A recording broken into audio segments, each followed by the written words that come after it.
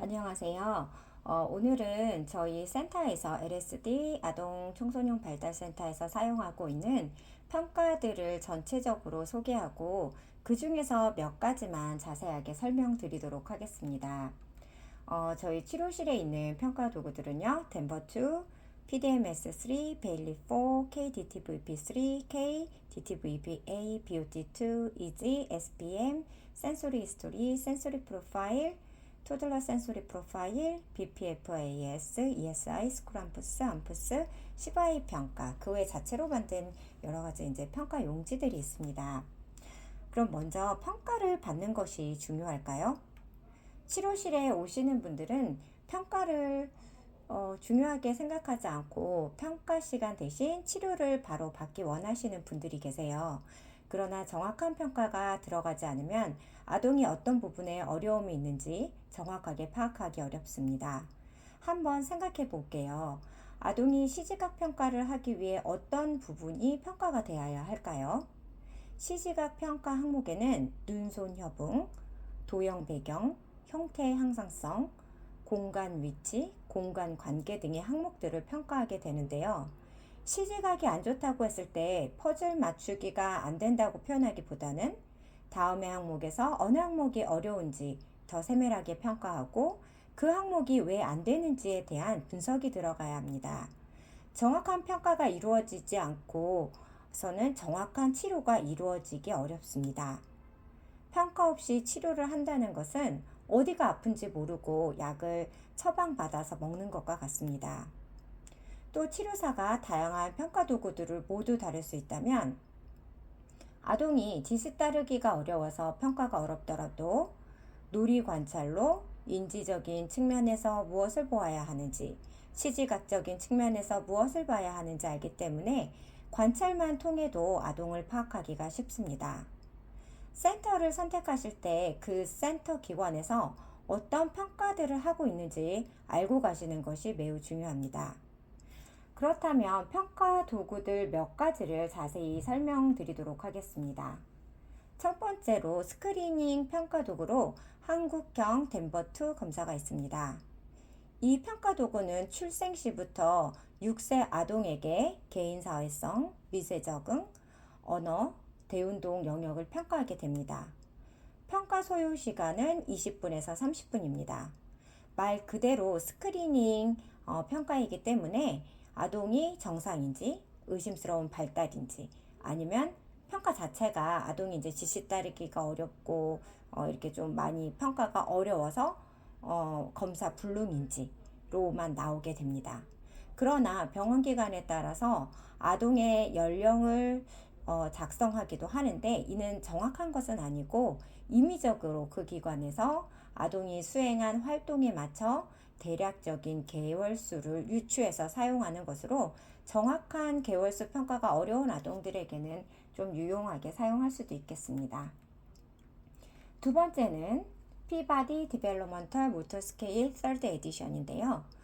운동 발달 평가 도구로 출생 시부터 5에서 11개월까지 평가 가능한 도구입니다. 이 평가 도구는 제가 좋아하는 평가 도구인데요. 아동 연령 대비 몇 프로의 그런 능력을 갖고 있는지 혹은 지금 능력이 몇 개월 정도인지가 정확하게 나오는 평가 도구입니다. 그래서 만약 우리 아이가 운동 발달이 아리송하고 잘하고 있는 건지 궁금할 때 이 평가를 받아보신다면 연령이 정확하게 나오기 때문에 강력 추천을 합니다. 여담으로 PDMS2 평가 도구를 사면은 예전에는 이제 책자로 점수를 이렇게 낼 수 있었는데요. 이번에 PDMS3부터는 이제 온라인으로 이제 구매를 해서 온라인으로 점수를 환산하게 됩니다.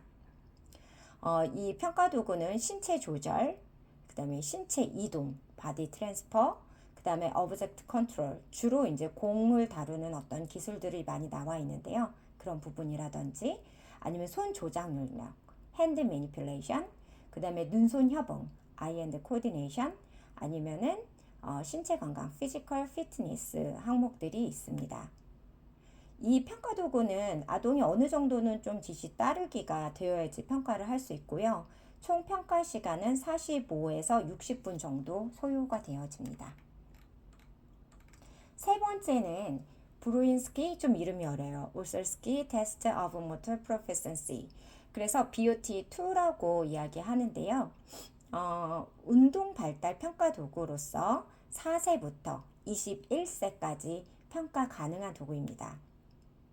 이 평가 도구도 제가 되게 좋아하는 평가인데요. 제가 좋아하는 평가는 뭔가 명확한 걸 제가 좋아해서 그래서 몇 개월인데 이 평가를 해서 몇 개월인지가 조금 정확하게 나오는 거를 제가 좀 선호하는 편인데요. 이 평가 도구도 그렇습니다.